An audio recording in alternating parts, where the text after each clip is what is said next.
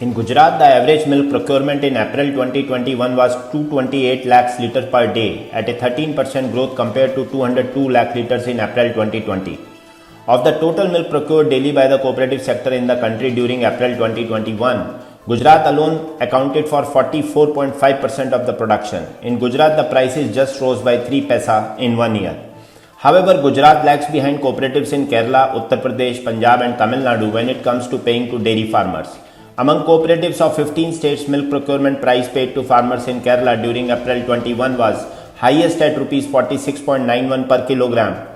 UP, which is headed for assembly polls in early 22, saw the price paid in UP in April 21 stood at Rs 43 per kilogram. Similarly, Punjab too increased the milk procurement prices by 2.1% despite the pandemic at Rs 41.81.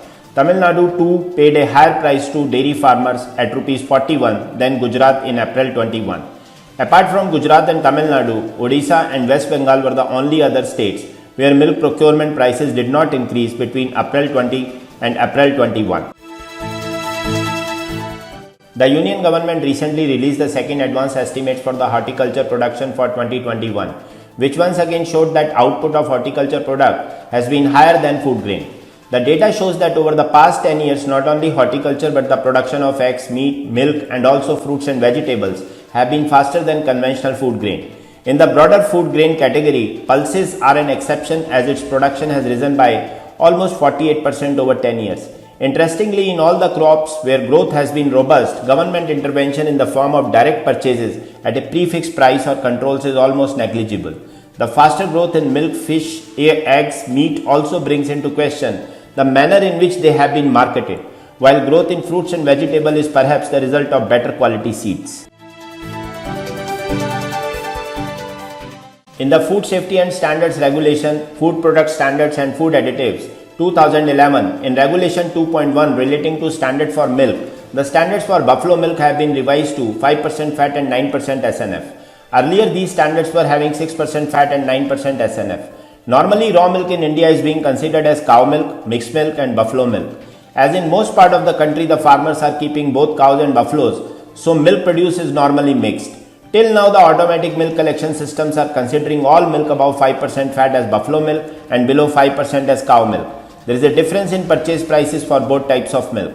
Buffalo milk is known for its higher fat and therefore paid higher. Now with the revised standards, the farmers will be expecting higher milk prices with lower fat also.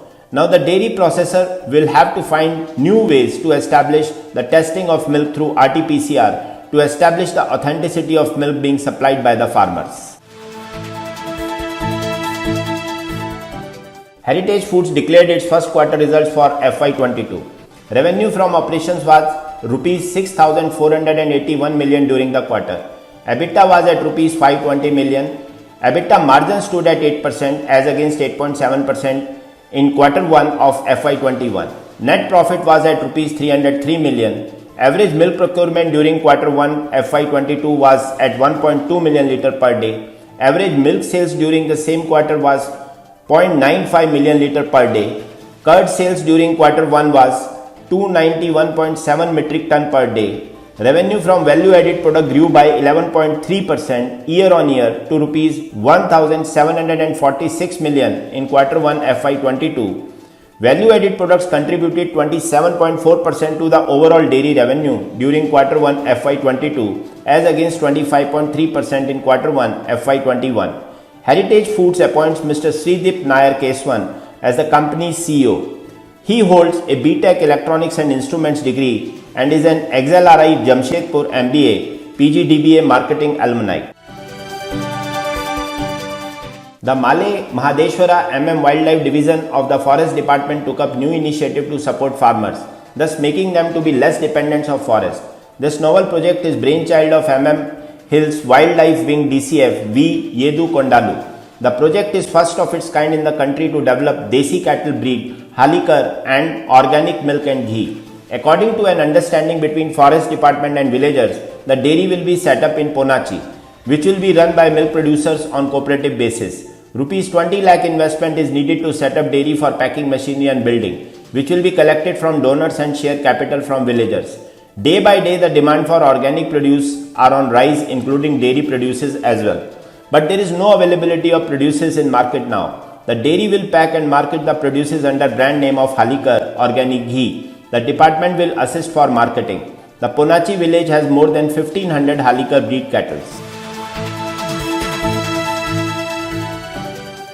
State Dairy Entrepreneurship Development Scheme is being conducted across the state to encourage dairy business and increase self-employment in Chhattisgarh.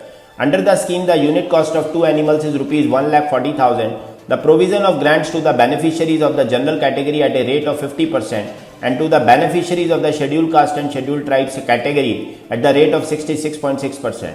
Notable that in the current FY22, 950 beneficiaries are aimed at benefiting under this scheme, out of which 200 beneficiaries will be of scheduled tribes and 168 beneficiaries will be from scheduled caste.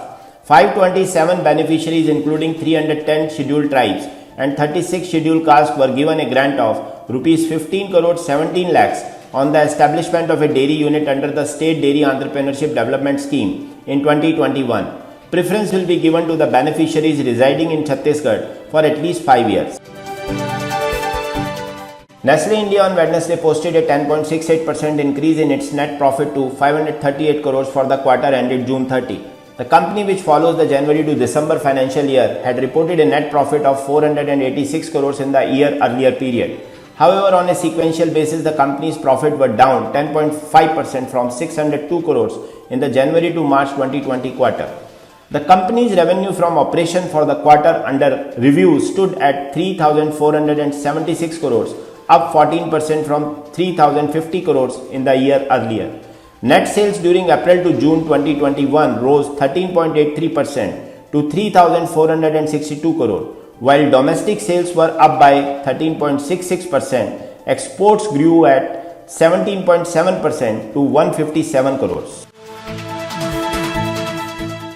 Thanks for watching Daily News 7x7 channel with news update from last 7 days. To continue receiving update from this channel, I, Kuldeep Sharma, request you to subscribe this channel and share and like the video. And also, don't forget to press the bell icon. Thank you.